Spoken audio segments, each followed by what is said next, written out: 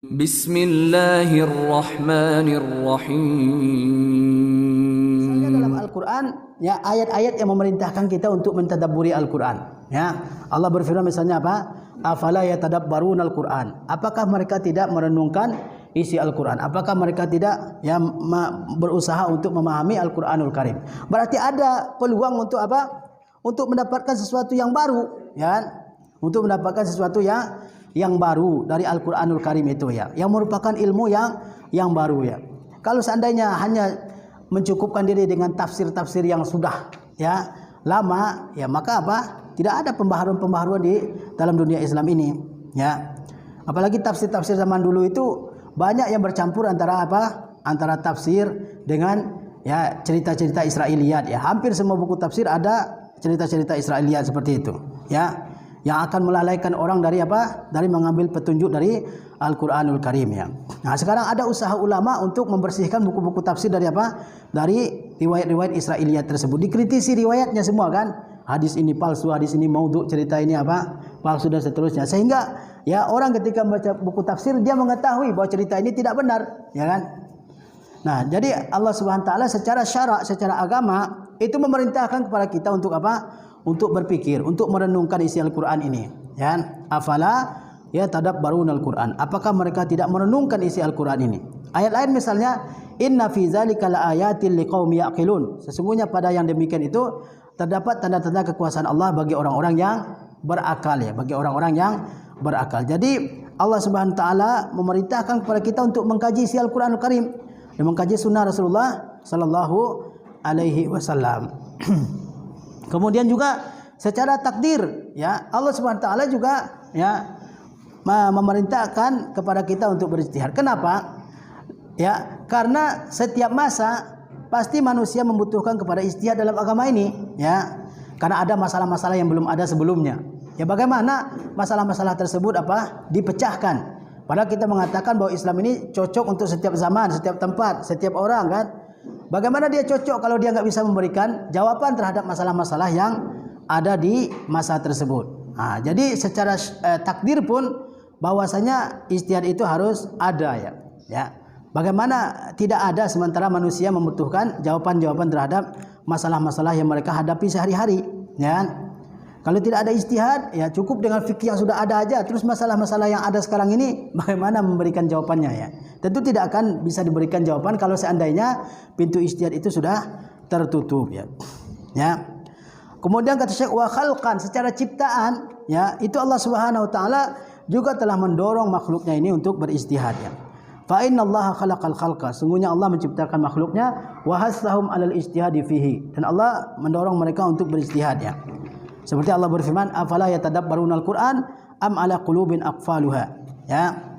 Apakah mereka tidak merenungi Al-Quran atau di dalam hati mereka ada kunci-kunci yang menutupnya? Jadi Allah Subhanahu wa taala mendorong kita semua untuk apa?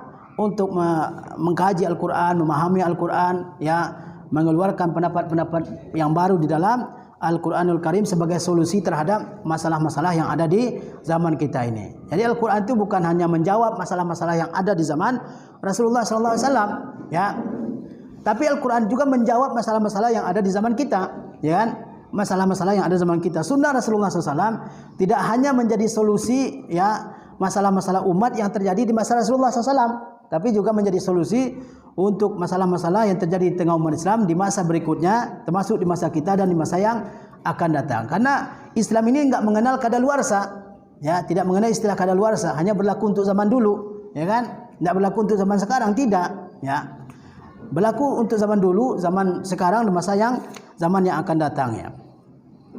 Wa amran, secara perintahnya juga Allah SWT perintahkan, ya, umat ini untuk berijtihad.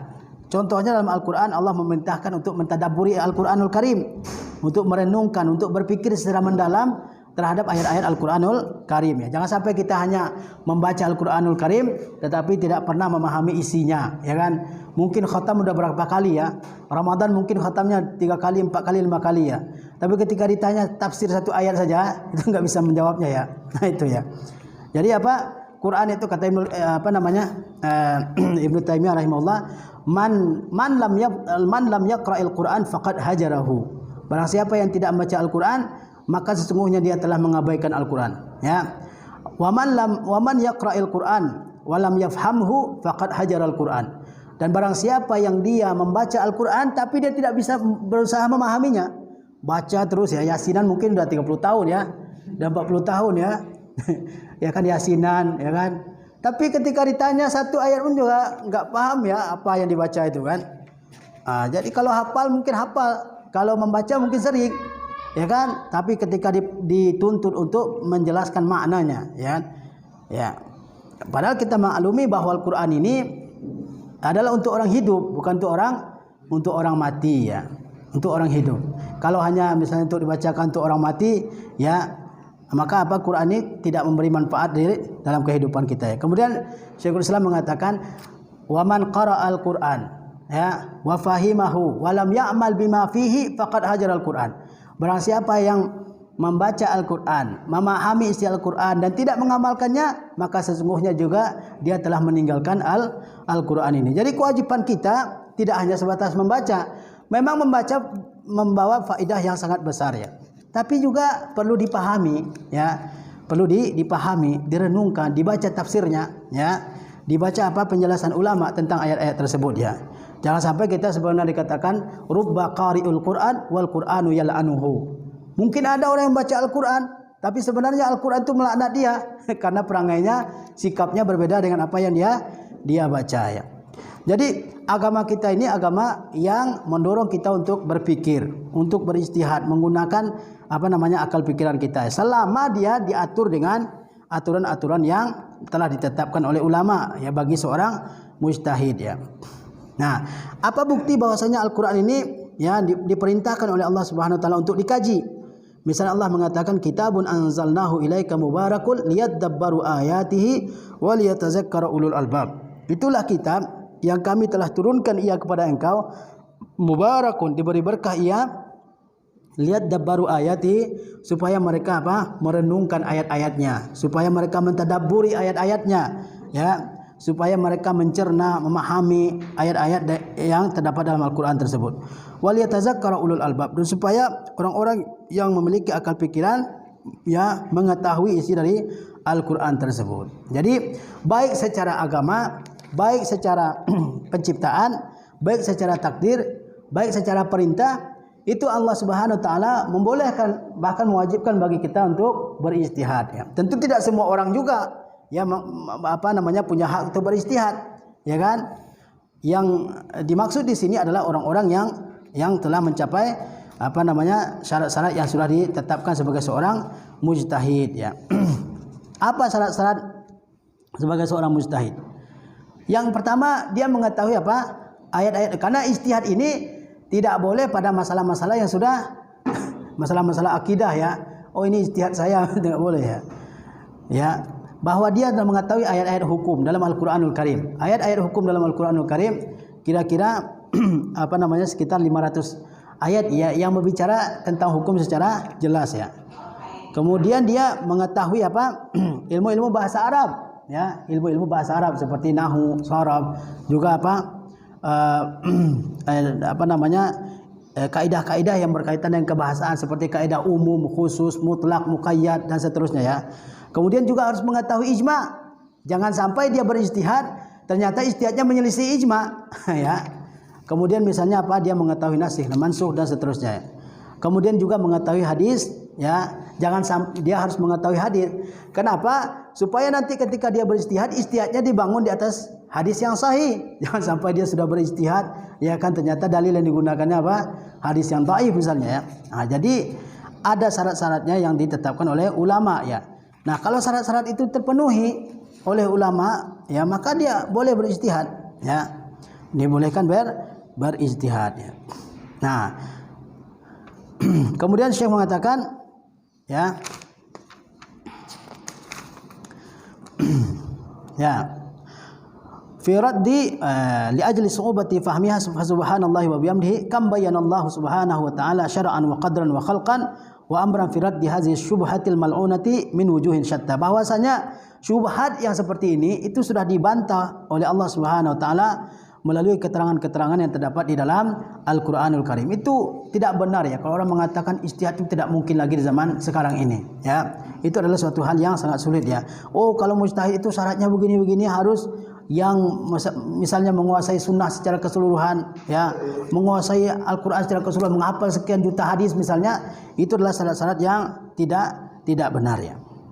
Firat di hazi syubhatil mal'unati, dalam membantah syubhat yang dilaknat ini, min wujuhin syatta balagat illa haddi ad-daruriyatil amati. Bahkan ya, bantahan-bantahan Allah Subhanahu wa taala tersebut mencapai apa? Tingkatan daruriyat, sesuatu yang sudah pasti dan berlaku secara umum ya. Nah, contohnya apa? Allah SWT berfirman, walakinna aksaran nasa la ya'lamun, akan tetapi kebanyakan manusia tidak mengetahui. Kemudian Allah mengatakan, laqad haqqal qawlu ala aktsarihim fahum la yu'minun. Inna ja'alna fi a'naqihim aghlalan fahiya ilal alqani fahum muqmahun ya. Ya. Innama ila qaulihi ta'ala, sampai kepada firman Allah Ta'ala, innama tunziru man ittaba'a dzikra wa khasyiyar rahmani bil ghaibi fabashshirhu bimaghfirati wa ajrin karim. Nah, ini dalil yang digunakan oleh Syekh rahimahullah Ta'ala untuk membantah syubhat yang mengatakan bahwasanya tidak mungkin ada mujtahid pada masa sekarang ini ya, pada masa beliau dan masa yang akan datang ya.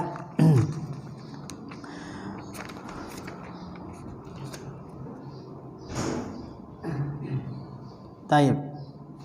Barangkali penjelasan untuk landasan yang ke-6 ini saya rasa cukup. Yang intinya adalah bahwasanya ya, perkataan orang yang mengatakan tidak mungkin ada ijtihad itu adalah perkataan yang menyesatkan ya. Dan juga perkataan orang yang mengatakan bahwa ijtihad itu merupakan hak setiap orang, hak segala bangsa, itu juga merupakan apa? Kesesatannya. Yang benar bahwa ijtihad itu ada ya, pada masa Rasulullah, pada masa berikutnya, bahkan pada masa kita sekarang dan masa yang akan datang, dengan syarat bahwa ijtihad itu dibangun di atas ilmu-ilmu yang telah ditetapkan oleh ulama. Kalau orang berijtihad berdasarkan ilmu ya yang telah ditetapkan oleh ulama, ijtihad yang terkontrol, maka itu adalah ya kebenaran ya. Dan Rasulullah SAW sudah menjanjikan pahala bagi orang berijtihad. Ijtihadal hakimu fa asaba falahu ajran. Apabila seorang hakim berijtihad dan dia benar dalam ijtihadnya, maka dia mendapatkan 2 pahala. Wa iza ijtahadal hakimu fa akhta'a falahu ajrun wahidun. Dan apabila seorang hakim berijtihad kemudian dia keliru dalam ijtihadnya, maka dia apa? Mendapatkan 1 pahala, yaitu pahala telah berijtihad, pahala telah bersungguh-sungguh ya dalam apa? Dalam menggali Al-Qur'an, dalam menggali hukum-hukum dalam Al-Qur'an dan Sunnah ya. Banyak mujtahid-mujtahid yang diakui oleh para ulama setelah imam yang 4 ya. Misalnya Syekhul Islam Ibnu Taimiyah rahimahullah taala, Al-Imam Ibnu Qayyim ya, Al-Hafiz Ibnu Rajab ya kan. Kemudian juga misalnya Ibnu Hajar Al-Asqalani ya kan, As-Suyuti juga dikelompokkan oleh ulama sebagai apa? Sebagai mujtahid ya. Taib, kita cukupkan sampai di sini. Wassallallahu ala nabiyina Muhammad wa ala alihi wasallam. Wassalamualaikum warahmatullahi wabarakatuh.